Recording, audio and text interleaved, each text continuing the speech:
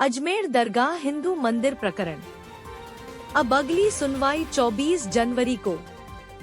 दरगाह दीवान सहित 5 लोगों ने पक्षकार बनने की पेश की अर्जी। अजमेर 20 दिसंबर कासन ज्ञानवापी मस्जिद, मथुरा ईदगाह और संबल जामा मस्जिद के बाद अब अजमेर की ख्वाजा गरीब नवाज की दरगाह भी देश की सुर्खियों में है। अजमेर की कोर्ट ने हिंदू सेना के राष्ट्रीय अध्यक्ष विष्णु गुप्ता द्वारा दायर याचिका पर शुक्रवार को मामले में दूसरी बार सिविल कोर्ट में सुनवाई हुई। मजिस्ट्रेट मनमोहन चंदेल ने याचिकाकर्ता और दूसरे पक्षों के वकीलों की दलील सुनकर अगली तारीख 24 जनवरी दी है। अजमेर दरगाह में मंदिर होने के दावे को लेकर शुक्रवार को सिविल कोर्ट में दूसरी बार सुनवाई हुई। मजिस्ट्रेट मनमोहन चंदेल ने याचिकाकर्ता और दूसरे पक्षों के वकीलों की दलील सुनकर अगली सुनवाई की तारीख 24 जनवरी दी है। कोर्ट में दरगाह दीवान सहित 5 लोगों ने पक्षकार बनने के लिए अर्जी भी लगाई। उल्लेखनीय है कि विश्वविख्यात ख्वाजा मोइनुद्दीन हसन चिश्ती की दरगाह को हिंदू सेना के राष्ट्रीय अध्यक्ष विष्णु गुप्ता द्वारा भगवान श्री संकट मोचन महादेव मंदिर बताने का दावा न्यायिक मजिस्ट्रेट प्रवा अजमेर नगर पश्चिम की अदालत में पेश किया गया है। दिल्ली निवासी हिंदू राष्ट्र सेना के अध्यक्ष विष्णु गुप्ता के अधिवक्ता ईश्वर सिंह और योगेश सुरोलिया ने दरगाह कमेटी के कथित अनाधिकृत कब्जा हटाने संबंधी वाद 2 माह पहले दायर किया था। वादी ने अपने तर्कों के आधार पर बताया कि इतिहासविद हरविलास शारदा की पुस्तक में दरगाह में मंदिर होने का खुलासा किया था। उन्होंने कहा कि जहां भगवान शिव का मंदिर होता है वहां पर झरना एवं कुआं होता है। दरगाह में भी झालरा और कुआं है, जिससे उनका दावा और मजबूत हो जाता है।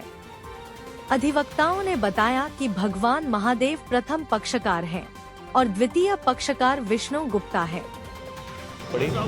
उपरोक्त तारीख के अंदर जो नोटिस जारी हुए थे उसके अंदर दरगाह कमेटी, अल्पसंख्यक विभाग व एएसआई को नोटिस जारी हुए, उनकी तरफ से अधिवक्ता उपस्थित हुए। अधिवक्ताओं ने अपनी आपत्ति दर्ज कराई।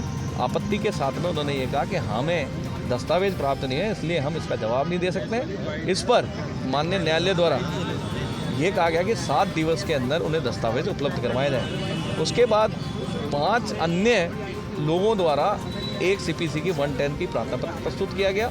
वह दरगाह कमेटी द्वारा एक 7/11 का प्रार्थना पत्र प्रस्तुत किया।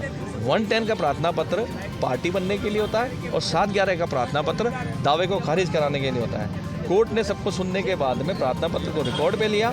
रिकॉर्ड पे लेने के बाद आगामी दिनांक 24/1/2025 मुकर्रर की गई, जिसमें वादी द्वारा सभी के जवाब प्रस्तुत किए जाएंगे, जिस पर आगामी तारीख को बहस होगी। उसके अलावा एक बात और चली, जो वर्शिप एक्ट को लेकर माननीय सर्वोच्च न्यायालय द्वारा जो आदेश किया गया है उस पर थी, तो उस पर भी अधिवक्ताओं द्वारा बहस की गई। उस बहस के अंदर यही कहा गया कि जो वर्शिप एक्ट है वो उस पर लागू नहीं होता है और इसके ऊपर किसी भी प्रकार का कोई भी वर्जन माननीय सर्वोच्च न्यायालय द्वारा पर्टिकुलर नहीं दिया गया, इसलिए सुना जाना जरूरी है।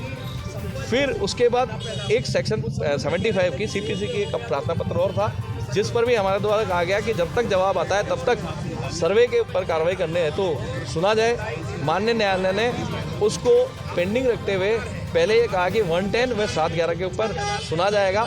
जब तक इनको सुना जाएगा, जब भी सुना जाएगा जब जवाब प्रस्तुत हो जाएगा, तो इसीलिए 24/1/2025 तारीख इन जवाब की देने के लिए प्रस्तुत करने के लिए दी गई है। उसके बाद इस पर आर्गूमेंट होंगे, उसके बाद जो सर्वे का है उसका आर्गूमेंट होगा।